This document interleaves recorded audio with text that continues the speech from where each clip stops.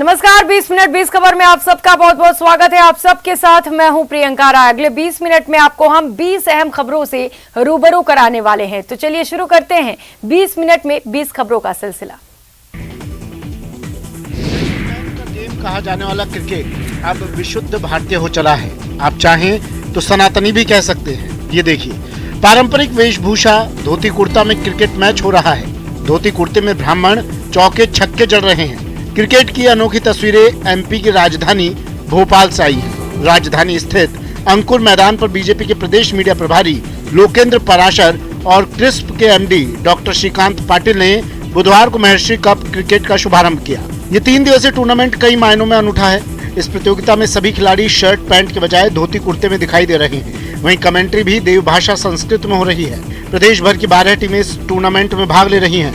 Tournament का आयोजन कर्मकांडी ब्राह्मण समाज के अभिषेक दुबे और अंकुर पांडे के नेतृत्व में करवाया जा रहा है। यह अपनी तरह का देश का पहला टूर्नामेंट है जिसमें अंपायरिंग से लेकर कमेंट्री तक के लिए संस्कृत भाषा का प्रयोग किया जा रहा है। 54% नॉन ग्रेजुएट और 45 और 64 साल के 59%। बिहार के पूर्णिया के कोर्ट स्टेशन के पास पंकज कुमार की 15 साल की बेटी रिमझिम के अजब गजब कारनामे देखकर लोग दांतों तले उंगली दबा रहे हैं। दरअसल रिमझिम अपनी आंखों पर पट्टी बांधकर अखबार समेत हर चीज पढ़ सकती है। इसके अलावा वो साइकिल भी चला सकती है, घर का सारा काम भी कर सकती है। आंख पर पट्टी बांधकर ही वो टीवी भी देख सकती है। लेकिन इसके पीछे जादू नहीं बल्कि मेडिटेशन है। रिमझिम कहती है कि ये सब वो मेडिटेशन की बदौलत करती है। इसके लिए उसने 3 महीने का मिड ब्रेन एक्टिवेशन कोर्स किया है और प्रतिदिन 10 मिनट मेडिटेशन करती है। सारा कुछ कर लेती हूँ, पढ़ सकती हूँ, लिख भी लेती हूँ, सारा कुछ, सारा काम भी कर सकती हूँ। कैसे संभव हुआ ये ना और एक कोर्स है वो करने के बाद। कौन सा कोर्स? Mid brain activation. रिमझिम के पिता पंकज कुमार का कहना है कि रिमझिम मेडिटेशन की बदौलत आंख पर पट्टी बांधकर हर काम करती है जो दूसरा व्यक्ति खुली आंखों से करता है। उन्होंने कहा कि उसे स्किन कैंसर हो गया था। पटना से लेकर एम्स तक कई डॉक्टरों को दिखाया लेकिन ठीक नहीं हुआ। जब से उसने मेडिटेशन करना शुरू किया, बिना दवा के उसका कैंसर ठीक हो गया। रामनगरी अयोध्या में भगवान रामलला का बहुप्रतीक्षित मंदिर बन रहा है। मंदिर में भगवान रामलला की स्थायी मूर्ति लगाई जानी है। मूर्ति कला में पद्म विभूषण से सम्मानित मूर्तिकार को जिम्मेदारी दी गई है। मूर्ति के आकार, प्रकार और स्वरूप को लेकर भी मंथन शुरू हो गया है। भगवान रामलला की मूर्ति आकाशीय यानी कि आसमानी ग्रे रंग के पत्थर से बनाई जाएगी, जिसकी उपलब्धता भी सुनिश्चित की जा रही है। मूर्ति 5 वर्ष के बालक स्वरूप भगवान रामलला की होगी जो खड़ी अवस्था में होगी। इसके लिए मूर्ति विशेषज्ञों की राय लेकर पहले चित्र बनाया जाएगा और फिर मूर्ति के छोटे छोटे प्रारूप बनाकर ट्रस्ट के सामने उन्हें रखा जाएगा। सबसे आकर्षक प्रारूप की मूर्ति भगवान रामलला की अस्थायी मूर्ति के तौर पर चयनित की जाएगी। मूर्ति कला के विशेषज्ञ इस मूर्ति का स्केच 10 दिन के अंदर बना करके श्री राम जन्मभूमि क्षेत्र ट्रस्ट को सौंपेंगे और उसमें सबसे खूबसूरत मूर्ति जो होगी वो भगवान रामलला के भव्य मंदिर में स्थापित की जाएगी। मूर्ति निर्माण के साथ ही इस बात का भी ध्यान रखा जाएगा कि रामलला के 90 मंदिर में लगभग 35 फीट दूरी से श्रद्धालु अपने आराध्य का दर्शन करेंगे। ऐसे में भगवान के आंख से लेकर चरण तक श्रद्धालु आसानी से दर्शन कर सकें, इसका विशेष ध्यान रखा जाएगा। हीरो वही जो डर को जूते की नोक पर रखे, मौत से लुका छिपी खेले। तभी अपनी दिलेरी साबित करने के लिए फिल्मों में हीरो जानलेवा स्टंट करते हैं, खूब वाहवाही कमाते हैं। लेकिन यहाँ मामला बिल्कुल उलट है। एक वायरल वीडियो से एक्टर सोनू सूद की खूब आलोचना हो रही है। दरअसल दिसंबर 2022 में एक्टर सोनू सूद ने ट्विटर पर एक क्लिप पोस्ट की जिसमें वो चलती ट्रेन के दरवाजे पर बैठे नजर आ रहे हैं। जैसे ही ट्रेन चलती है, सोनू उसके बगल में हैंडल पकड़ लेते हैं और चलती ट्रेन में हवा का आनंद लेते हुए दिखाई देते हैं। वीडियो वायरल होते ही सोशल मीडिया यूजर्स ने सोनू की क्लास लगानी शुरू कर दी, एक्टर को लापरवाह कहना शुरू कर दिया। इस बीच रेलवे ने भी अपना रिएक्शन दर्ज करवाया। यहाँ तक कि मुंबई रेलवे पुलिस के आधिकारिक हैंडल ने भी टिप्पणी की और कहा, फुटबोर्ड पर यात्रा करना फिल्मों में मनोरंजन का सोर्स हो सकता है लेकिन वास्तविक जीवन में नहीं, इसलिए सुरक्षा दिशा निर्देशों का पालन करें। उत्तर रेलवे ने एक ट्वीट में लिखा, प्रिय सोनू सूद, देश और दुनिया के लाखों लोगों के लिए आप एक आदर्श हैं। ट्रेन के पायदान पर बैठकर यात्रा करना खतरनाक है। इस प्रकार की वीडियो से आपके प्रशंसकों को गलत संदेश जा सकता है। कृपया ऐसा ना करें। सुगम और सुरक्षित यात्रा का आनंद उठाएं। सोशल मीडिया पर न्यू ईयर के जश्न की एक अनदेखी तस्वीर इन दिनों खूब धूम मचा रही है। नए साल के स्वागत के लिए छत पर पार्टी रखी गई है। 12 बजते ही पटाखों के शोर के साथ नए साल का स्वागत होता है। बहुत से लोग न्यू ईयर पर केक काटते हैं और दोस्तों के इस ग्रुप ने भी वही किया। लेकिन यहाँ एक बात अलग दिखी। इसे अनएक्सपेक्टेड लोगों से अनएक्सपेक्टेड खुशी भी कहा जा सकता है। यहाँ नए साल के स्वागत का केक दोस्तों ने नहीं बल्कि डिलीवरी वाले भैया ने काटा। वीडियो में डिलीवरी बॉय खुशी से केक काटता और दूसरों को खिलाता नजर आ रहा है। कड़ाके की ठंड हो, मूसलाधार बारिश हो या त्वचा झुलसा देने वाली गर्मी, डिलीवरी वाले अपना काम नहीं रोकते। चाहे सुबह के 4 बजे हो या रात के 12 बजे, डिलीवरी बॉय हम तक खाना पहुंचाते हैं। कई बार तो जख्मी या बीमार होने के बावजूद वो अपना काम नहीं रोकते। ऐसे में अगर एक डिलीवरी बॉय को न्यू ईयर के स्वागत का मौका मिल जाए तो कहने ही क्या। इसलिए वीडियो को जमकर व्यूज और लाइक्स मिल रहे हैं।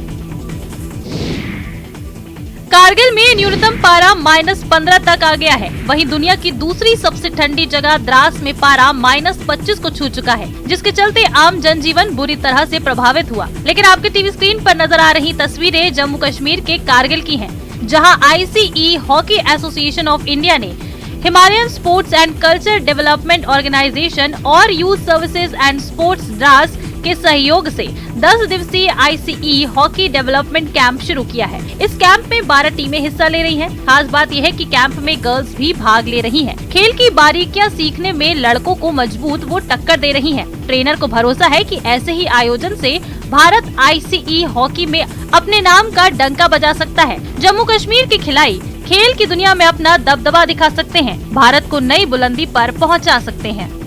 बच्चे जो हम बोल रहे सर वो कर रहे हैं, अपने हिसाब से 100% दे रहे हैं और हम भी बहुत सारा कोशिश करेंगे कि इनको सिखाएं अच्छे से और ये लोग अच्छा रिजल्ट ले रहे हैं हमें और हमें मज़ा आ रहा है इनको सिखाने में। अच्छा रिजल्ट मिल रहा है। मेल पार्टिसिपेंट्स का बहुत अच्छा रिस्पॉन्स है और लड़कियों को स्कोप भी बहुत ज़्यादा है इस हॉकी में। जहाँ तक नजर वहाँ तक बस बर्फ ही बर्फ और अलाव तापते लोग। इस ठंड में अलाव की जिंदगी सबसे बड़ी जरूरत बन गई है, शायद रोटी से भी बड़ी। तस्वीरें हिमाचल प्रदेश के कुफरी की हैं। हिमाचल प्रदेश में ठंड प्रचंड हो गई है। बुधवार को आधा हिमाचल धुंध के आगोश में रहा। मैदानी जिलों में धुंध छाए रहने से विजिबिलिटी कम हो गई। वाहनों की आवाजाही भी प्रभावित हुई है। आग की कहानी, ठंड पीड़ितों की जुबानी। यहाँ पे देखो बहुत ठंड हो जाती है सुबह और शाम को, तो जैसे पानी रहता है रोड पे तो वो जमना शुरू हो जाता है, गाड़ी की फिसलन बढ़ जाती है।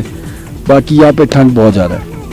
टेम्परेचर की बात करें तो हाँ, टेम्परेचर यहाँ पे मैक्सिमम 3 या 4 बजे के बाद मतलब माइनस ही जाता है। कुफरी में सर इस टाइम ठंड बहुत ज़्यादा है। आप देख रहे हैं जैसे ये पाला जमा हुआ है, रोड पे भी कोहरा जमा हुआ है और सुबह शाम जो है बहुत दिक्कत आ रही है। गाड़ी चलाने में भी दिक्कत, गाड़ी फिसलन ऐसे भी फिसल जाते हैं लोग। 7 और 8 जनवरी को कई क्षेत्रों में बर्फबारी और बारिश का पूर्वानुमान है, यानी सर्दी के सितम से फिलहाल राहत की उम्मीदें नहीं हैं। चूरू में बर्फानी सर्दी का सितम लगातार जारी है। पिछले 3 दिनों से यहाँ पारा जमाव बिंदु के नीचे पहुँच रहा है, जिसकी वजह से किसानों की चिंताएं बढ़ गई हैं। गुरुवार को मौसम विभाग ने -1.5 डिग्री न्यूनतम तापमान दर्ज किया, जो इस सीजन का सबसे कम तापमान रहा है। दिन का तापमान भी यहाँ लगातार लुढ़क रहा है।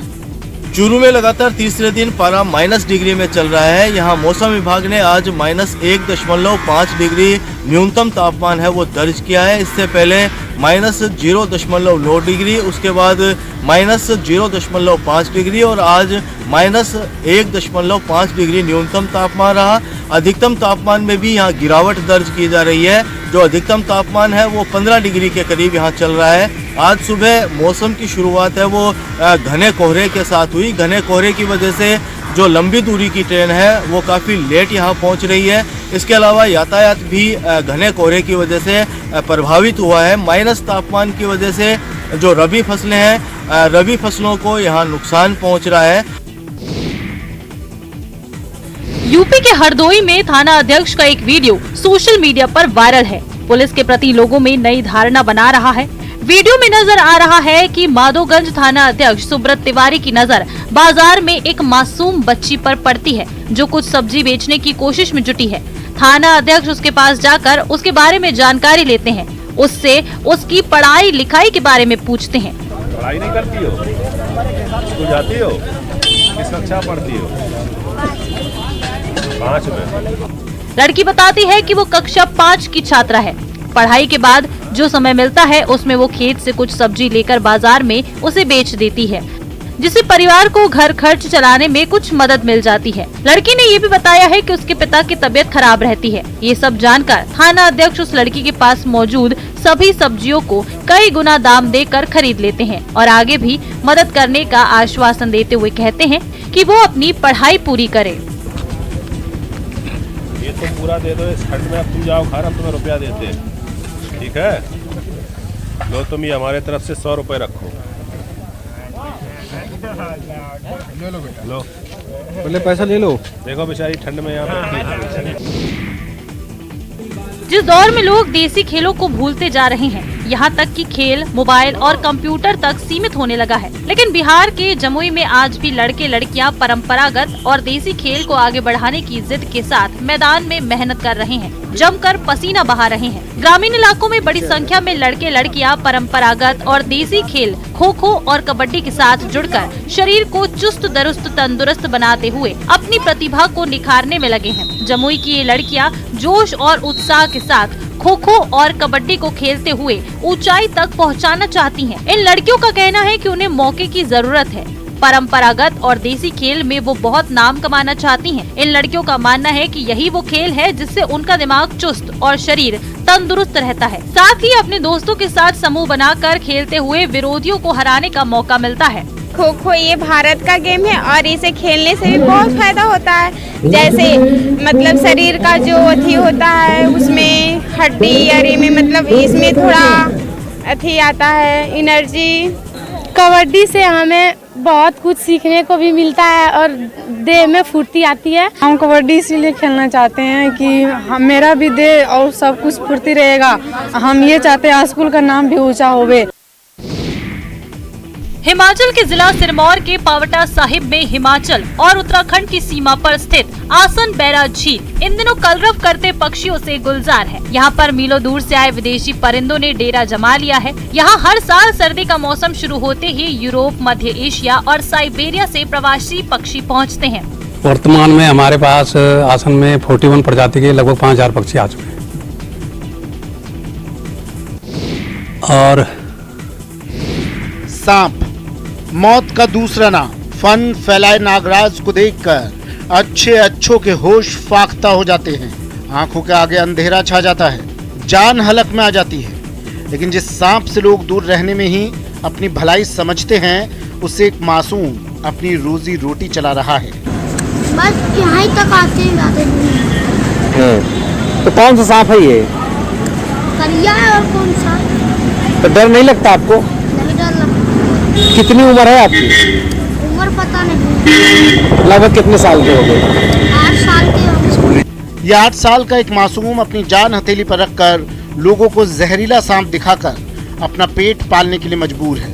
प्रयागराज के शंकरगढ़ कस्बे का रहने वाला 8 वर्षीय संदीप चित्रकूट की गलियों में घूम घूम कर जहरीला सांप दिखाकर अपना पेट पाल रहा है। संदीप का कहना है कि वो स्कूल जाना चाहता है, लेकिन आर्थिक हालात ठीक न होने के कारण उसकी पढ़ाई का सपना अधूरा रह गया। उत्तर प्रदेश सरकार शिक्षा पर पानी की तरह पैसे बहा रही है, लेकिन चित्रकूट जनपद से आई ये तस्वीर इस अभियान की पोल खोल रही है। क्या ऐसा हो सकता है कि आप बहुत बड़ा व्यापार करते हो और आपको ही ये बात पता नहीं हो? हैरान मत होइए, क्योंकि जैसलमेर के एक गरीब बेरोजगार के साथ ऐसा ही हुआ है। युवक को जीएसटी विभाग ने 1,39,79,407 रुपए का जीएसटी नोटिस दिया है। नोटिस में कहा गया है कि युवक के नाम पर जीएसटी टैक्स बकाया है, जिसे जल्द से जल्द नहीं भरा गया तो उस पर कार्रवाई की जाएगी। जैसलमेर के रिदवा निवासी नरपत राम को जब नोटिस मिला तो परिवार में मायूसी छा गई। नरपत राम ने बताया कि वो बेरोजगार है और वर्तमान में पिता पर आश्रित है। उसके पिता गाँव में खेती का काम करते हैं और वो शिक्षक भर्ती परीक्षा की तैयारी के लिए सूरतगढ़ में पढ़ाई कर रहा है।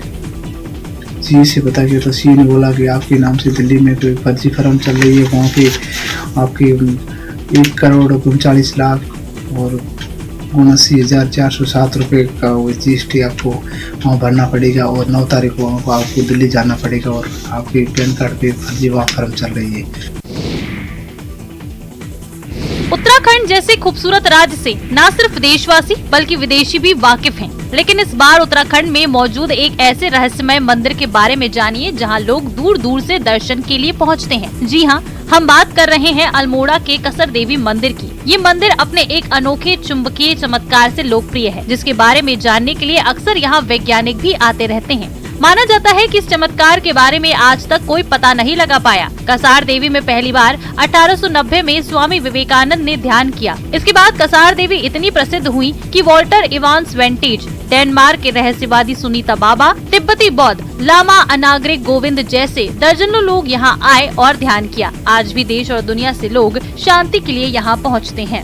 हम लोगों को महसूस होता है कि जैसा वातावरण और जो एक अलौकिक अनुपम एक प्रकृति की छटा और एक ऊर्जा का एहसास जो कसार देवी हो रहा है वो मुझे लगता है कहीं नहीं हो।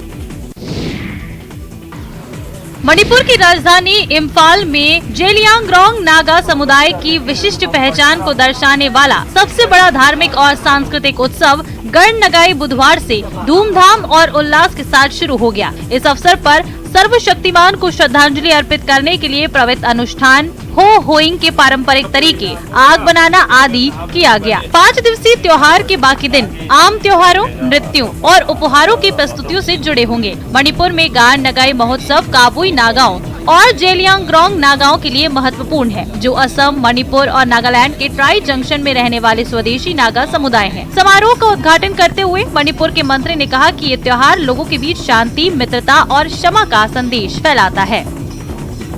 I'm so proud. First of all, I'm so proud to be a youth of Kabui, and it's a privilege for me to be born and brought up here. And it's lucky, I should say, because there are lots of deep inside. There are lots of things which we don't know yet. Ramp पर उतरी हसीनाएं, ठंड में बढ़ाया पारा। Winter carnival की पहचान कहे जाने वाली विंटर क्वीन का पहला राउंड मनाली की मनोरंगशाला में आयोजित किया गया। विंटर क्वीन में भाग लेने आई सभी लड़कियों ने माइनस तापमान में रैंप पर उतरकर अपने हुस्न के जलवे बिखेरे। रैंप पर उतरी 27 हसीनाओं ने हुस्न के अलावा अपनी प्रतिभा का भी प्रदर्शन किया। विंटर क्वीन 2023 काफी अच्छा कॉम्पिटिटर्स है, सारे के सारे बहुत कॉन्फिडेंस है, लड़कियां सब बहुत अच्छा कर रही हैं, बहुत ग्रेसफुल वॉक है सबकी। अंतिम दिन 25 में से 10 लड़कियां फाइनल राउंड के लिए चुनी जाएंगी। फिर इनमें से किसी एक के सर विंटर क्वीन का ताज सजेगा। कंपटीशन सच में बहुत डिफिकल्ट है। यहाँ पे 27 फाइनलिस्ट है विंटर क्वीन की, और वो बहुत ही ज़्यादा टैलेंटेड हैं और सब अपने वे में बहुत यूनिक है। सबकी पर्सनालिटी बहुत ही यूनिक है।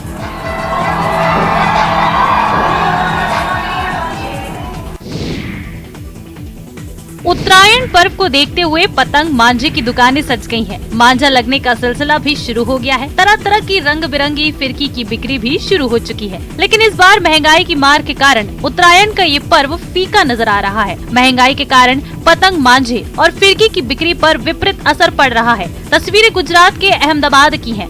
बाजार में सुस्ती के कारण व्यापारियों में चिंता है। तो मैंने कब से देख रहा था कि 2 साल से तो मैंने भाव इतना बढ़ा है कि आप देखो कि बहुत भाव बढ़ गया है। पहले मैंने अभी अगले साल की बात बोल रहा हूँ, 2 साल की बात नहीं, अगले साल की मैंने लिया था 2600 में मैंने पतंग लिया था, और अब की राउंड में आप बोलो तो मैंने 3200 रुपये का भाव बढ़ गया है। गई साल के मुकाबले में ये साल कागज और मजूरी और सिल्ली का रेट बढ़ने से क्या हुआ कि 1000 रुपये का डिफरेंस होगा। जो चीज़ हमने गई साल होलसेल में 2600 में खरीदी थी और बनवाई थी, और आज वही चीज़ हमारे को 3600 में बनाना पड़ी। खुले आसमान के नीचे हाड़ कपा देने वाली ठंड में अलाव के सहारे सर्दी भगाने की कोशिश में जुटी ये बुजुर्ग मुंशी प्रेमचंद की कहानी पूस की रात की याद दिला रही है। पूस की रात की कहानी की तरह यहाँ भी कुत्ता है, हाड़ कपा देने वाली ठंड है। तस्वीरें दिल्ली के साकेत की हैं। 80 साल की प्रतिमा देवी की झुग्गी एमसीडी के कर्मचारियों ने ढहा दी। पूस की कपकपा देने वाली ठंड में वो आसपास बिखरे सामान के साथ अलाव ताप कर ठंड भगाने की कोशिश कर रही है। उनको अपने 250 कुत्तों की चिंता सता रही है। 250-300 डॉग तो है। हाँ, उनको देखभाल पूरा होता है। हाँ, ऐसे ही जे बच्चे के तो मानते हैं। हाँ, खाना कैसे अरेंज करती हैं इनके लिए? खाना खाने खाना पीना जैसे ही है, छोटा सा चाय की दुकान है, रात को चलाते, पब्लिक सिटी चावल सब चीज भेजाते हैं। प्रतिमा देवी डॉग लवर हैं। वो 1984 से दिल्ली के साकेत इलाके में रह रही हैं, जहां आसपास के इलाके के सभी आवारा कुत्ते उनके पास रहते हैं और वो उन्हें पालती हैं। उनकी एक दुकान थी जिससे वो कुत्तों को खाना खिलाती थी। उनका कहना है कि वो जब तक जिंदा हैं, कुत्तों का ख्याल रखेंगी। टफ सिचुएशन से आम लोग सिहर उठते हैं, लेकिन कुछ लोग अनोखे एक्सपीरियंस के लिए हमेशा उतावले रहते हैं। ऐसा ही एक वीडियो इन दिनों सोशल मीडिया पर धूम मचा रहा है। वीडियो में मॉन्स्टर ट्रक की छत पर करीब 2 दर्जन लोग खड़े दिखते हैं। ये लोग बिना गिरे एक दलदल को पार करना चाहते हैं। हालांकि इस स्टंट में जान का भी खतरा है, लेकिन लोगों में एडवेंचर का क्रेज सिर्फ चढ़कर बोल रहा है। वायरल होने वाले वीडियो में देखा जा सकता है कि मॉन्स्टर ट्रक के ऊपर कई सारे लोग खड़े हैं। वो ट्रक दलदल में दाखिल होता है। शुरुआत में कीचड़ में घुसते वक्त तो लोगों में काफी उत्साह देखने को मिलता है, लेकिन कुछ ही सेकंड बाद ये एडवेंचर एक हादसे में बदल जाता है। ट्रक जैसे ही गहराई में घुसा, उसका टायर डिसबैलेंस हो गया और फिर ट्रक के ऊपर खड़े दर्जनों लोग दलदल में गिर पड़े। राहत की बात यह है कि लोग दलदल से सकुशल बाहर आ जाते हैं।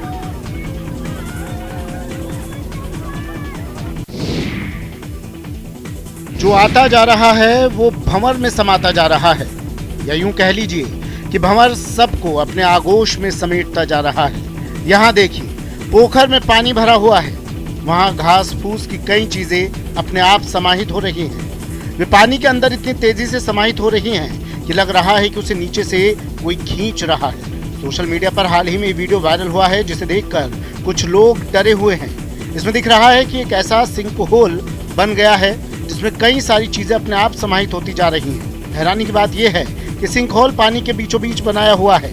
बताया गया है कि केन्या की किसी जगह का है। हालांकि कुछ मीडिया रिपोर्ट्स में दावा किया गया है कि ये पुराना वीडियो है जो अब वायरल हो रहा है। लोगों को विश्वास नहीं हो रहा कि ऐसी भी घटना हो सकती है। ये अपने रास्ते में आने वाली हर चीज को निगल रहा है।